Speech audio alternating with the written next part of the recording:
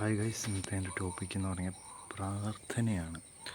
അപ്പോൾ നമുക്ക് പല മതങ്ങളുണ്ട്, പല സിസ്റ്റങ്ങളുണ്ട്, പല രീതിയിലുള്ള പ്രാർത്ഥനകളുണ്ട്. ഫോർ എക്സാമ്പിൾ, ഇപ്പോൾ നമ്മൾ റിലീജിയസ് ആയിട്ട് ഓരോ മതത്തിലുള്ളവർ ഓരോ ദൈവങ്ങളോട് പ്രാർത്ഥിക്കുന്നുണ്ട്. ഹിന്ദു മതത്തിലാണെങ്കിൽ പല പല ദൈവങ്ങളുണ്ട്, ശിവൻ, വിഷ്ണു, ദേവി.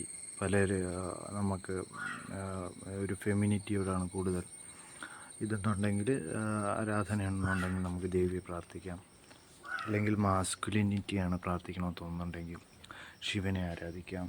അല്ലെങ്കിൽ നമ്മളൊരു ഈ യൂണിവേഴ്സിൽ സാത്വിക ഗുണത്തിനാണ് കൂടുതൽ പ്രാധാന്യം എന്നുണ്ടെങ്കിൽ നമുക്ക് വൈഷ്ണവ രീതിയിൽ കൃഷ്ണനെ നമുക്ക് ആരാധിക്കാം.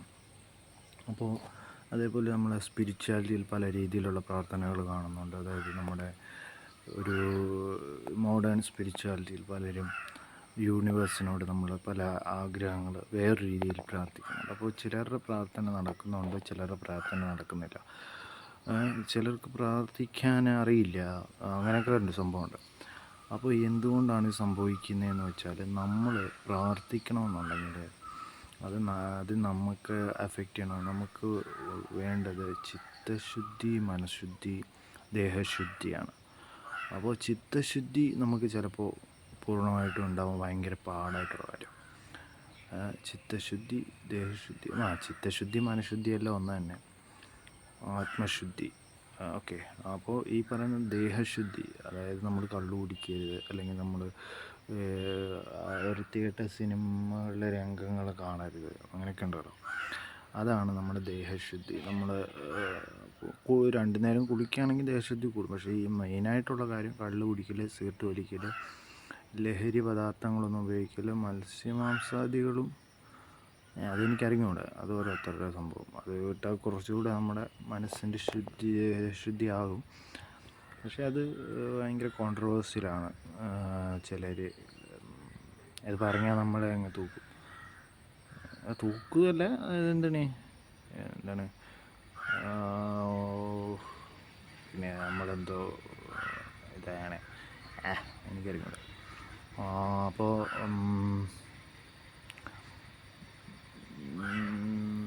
ഈ പറഞ്ഞ പോലുള്ള സംഭവങ്ങളുള്ള ഒരു പ്രാർത്ഥിച്ചാലേ കാര്യങ്ങൾ നടക്കൂ.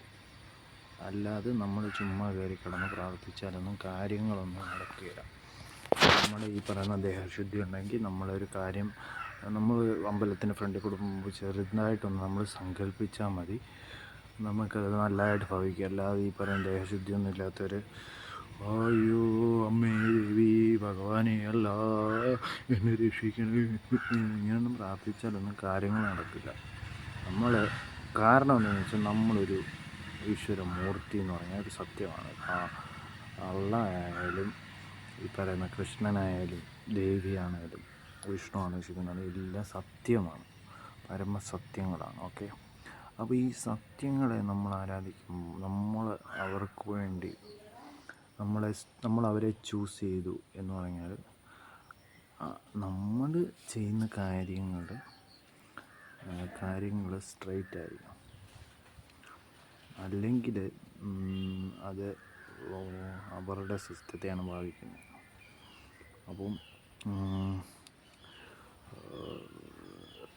അവരുടെ സിസ്റ്റത്തെയാണ് ബാധിക്കുന്നത്. അപ്പോൾ നമ്മൾ അവർ ഒറക്കളായിട്ടുള്ളപ്പോൾ നമ്മൾ ഒറക്കിൾ എന്ന് പറയുമ്പോൾ നമ്മൾ ആ ഒരു ലെഗസി ക്യാരി ഫോർവേഡ് ചെയ്യുക ത്രൂ അസ്.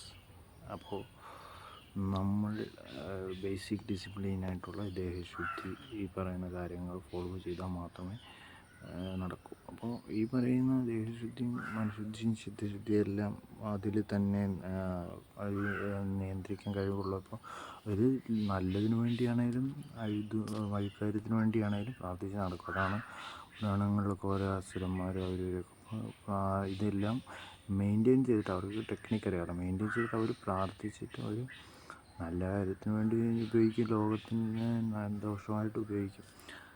അപ്പോൾ അങ്ങനെയൊക്കെയാണ് കാര്യങ്ങൾ.